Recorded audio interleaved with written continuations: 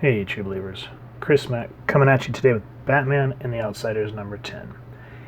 And I have to say, have you ever read a comic book and you know that it's not like, as I've said before, not the next American novel, but yet it gives you chills because it hits the right emotional notes.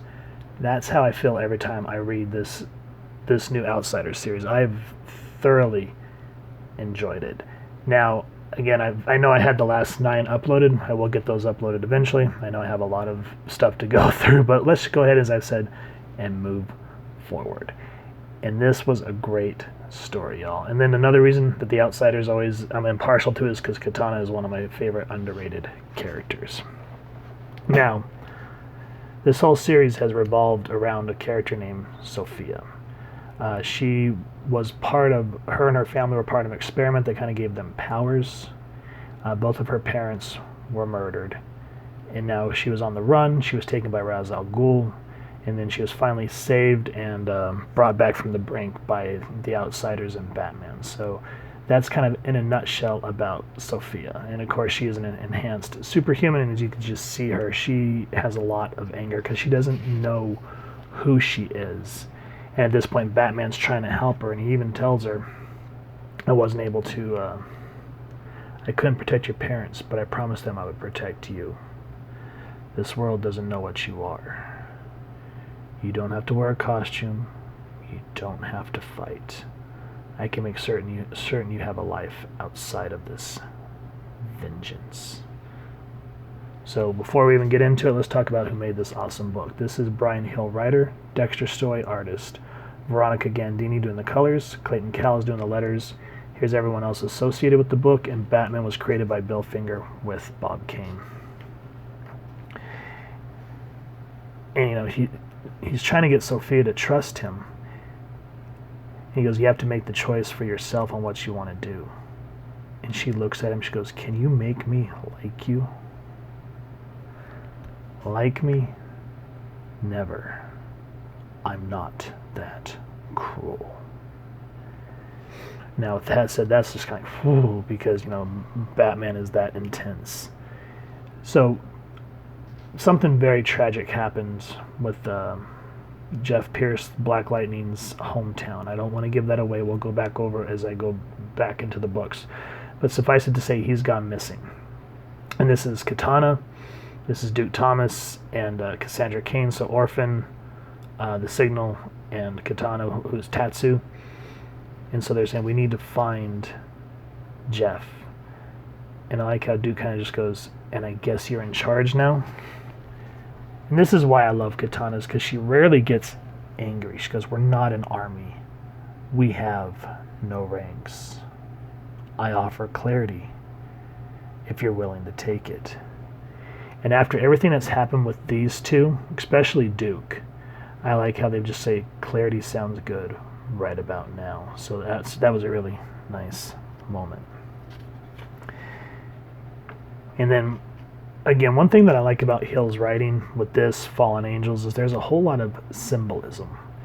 So I like this gargoyle. It looks kind of like Batman. And there's this reporter saying, you're late. And it's Bruce, and he's talking about stuff that's going on in, Markovia. And so she tells him all this information. And what I like is she essentially just says that, where is it? Hold on, I will find it. Give me a minute. Hold on. I lost it. Anyway, she essentially says, why do I have a funny feeling that all this information that I'm telling you've already known? And he really just keeps pushing her off. And she goes, you were right about Markovia, Bruce. There's a story there, but Coordinates Press is scared of it. Even the planet won't touch it. You paid the information no one can use or wants to believe. Maybe not no one, Alpha. And spoiler alert, they're talking about a guy named Caliber, who was supposed to be part of the Outsiders, but he turned, and now he's part of Ra's al Ghul's thing. And then we're also talking about this girl named Martina Dementivia, I think is how you say her name. Again, names are hard for me. And she sells alien black market tech. And again, Bruce, why do I think you knew everything I was going to tell you before I came here? Good seeing you, Alpha. And then she looks at the painting and she goes, billionaires. You would think, in actuality, that she would put this together, but I just love that use of that painting. That really kind of helps show the foreshadowing of Batman. Now we jump into Cambodia and we see that Jeff is with Lady Shiva. And the only reason he's with her is because she says, I can give you Ra's al Ghul and Ishmael. And again, don't want to spoil what happened there.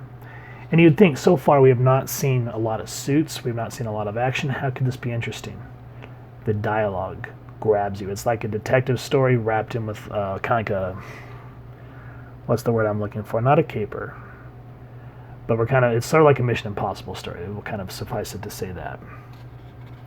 And so she's sitting here, and you think, okay, blah, blah, talk. But the way that they're talking, how she's saying, I want to stop Ra's al Ghul, and he's like, then you should be talking to Batman. Clearly, you don't know Batman very well. In the use of the paneling by the art team, along with Hill's words, there's a whole moment, and then just boom, action. And then this is where things start to get crazy, because we kind of get thrown into a chase.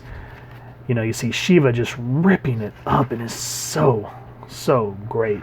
And then you come to find out that Martina, the one that's black market dealing, you think that she's a victim, but her bodyguard here, she goes, Martina, need help, and I need better bodyguards. So you come to find out that she's not exactly someone that needs to be saved.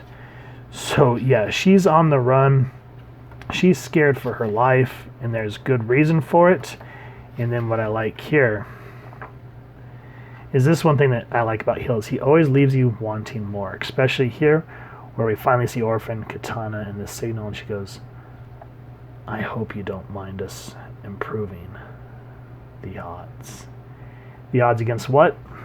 Check out the comic book to see what happens, because even though, like you said, it looks like a lot of sitting and talking, it's building, and you can feel the powder keg just slowly starting to and then just boom. So yeah, guys, Batman and the Outsiders number 10.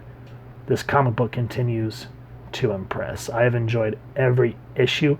I thought I wouldn't, but yeah, it is just grasped me. And I don't know if I said this at the beginning or not, but if you guys want to see how this team was formed, make sure to go back and check out the Detective Comics art called On the Outside. That's where this leads into this series, and it is absolutely amazing. So if you guys have enjoyed this comic book, we definitely appreciate it if you would first and foremost support your local comic shop and pick up a copy. And then if you've enjoyed the review, hit like, share, and subscribe. Helps the club channel more than you can possibly know. And if you wouldn't mind hitting that fancy little battering bell next to subscribe. That way as we continue to upload content, you guys will get notified and come to the channel. And we'd love to hear your feedback and have a dialogue with y'all down in the comments below or on our social media pages, which I'll make sure to leave the links down in the description below. So with all that said, I hope y'all continue to have an absolutely amazing day reading, and happy hunting, true believers.